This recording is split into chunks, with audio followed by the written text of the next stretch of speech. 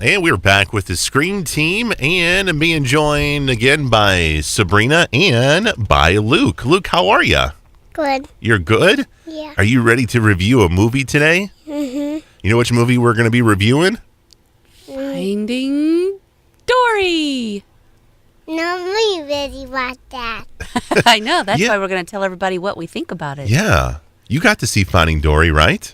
Uh-huh. We really want that. And it had lots of sea creatures in it. We really want that. I know you already watched it, but we got to tell everybody whether it's a good movie or not. Was it a good movie? Or a bad movie. Well, which is it? Was it good or was it bad? Bad. It was? Yeah, and Why didn't you like it? it has a boat. It has a boat? Was Fast. it a fast boat? Yeah. And was Dory in it? No. Dory. There's a movie called Finding Dory, and Dory wasn't in it.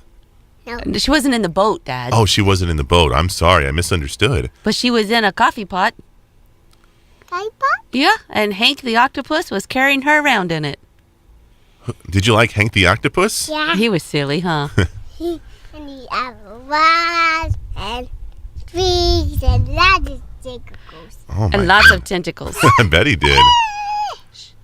Was Nemo in this movie? You gotta Nemo and talk his in the dad? microphone. You gotta talk in the microphone. Was Nemo in the movie? Yeah. And was his dad in the movie? Mm-hmm. And hold on. Was Crush in this movie? Huh? Did they ride on the Whoa. big turtle? Whoa, dude.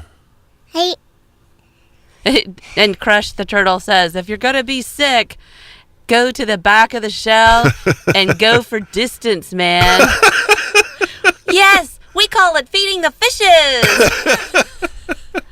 That's my boy, Squirt. Luke, did you have a favorite character in the movie? Yeah.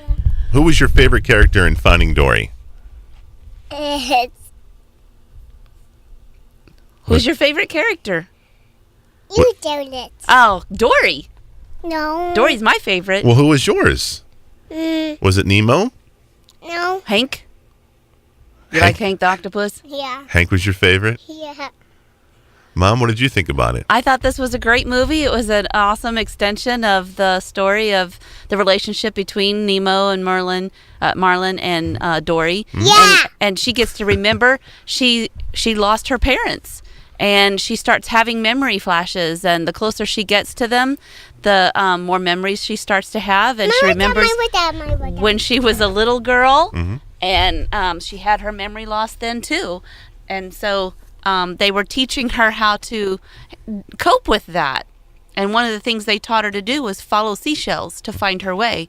And so that was a very important part to remember when you get to near the end of the movie. There's just a really amazing emotional moment in the movie that, parents and children all have to cope with at some point in time as their kids grow up and move away from home. So there's just a lot there. I think it's very traditional as far as following the same story concepts of Finding Nemo. Finding Dory has her own adventures. Crossing the ocean isn't the big adventure. It's actually, her big adventure is actually at the institute where she was born and where she was separated from her parents. So with Nemo, going across the ocean was the big adventure. In this case, it's at the institute, at the destination. Very nice. Where all of it happens. You got to see this with a bunch of kids. What was their reaction in a big theater?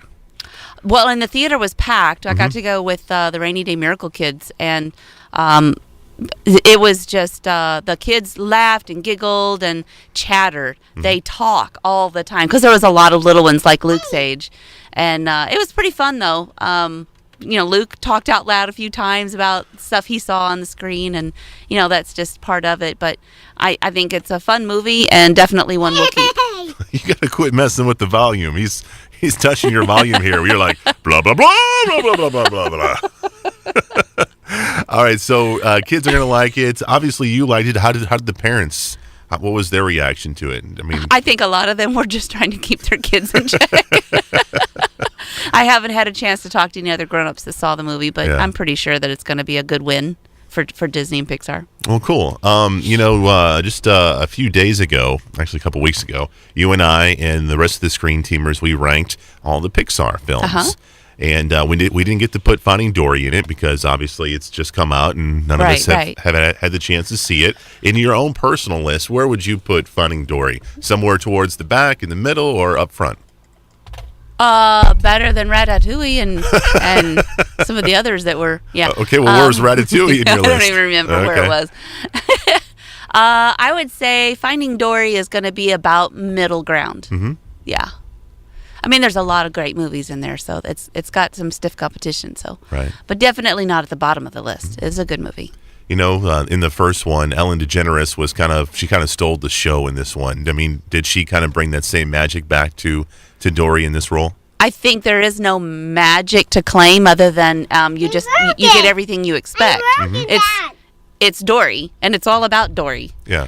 And the majority of the movie is about Dory, so you get your plenty of dosage of Dory and Ellen, but you also get a lot of other great characters and their interaction with her, her friendships that she had developed before she got separated from the Institute.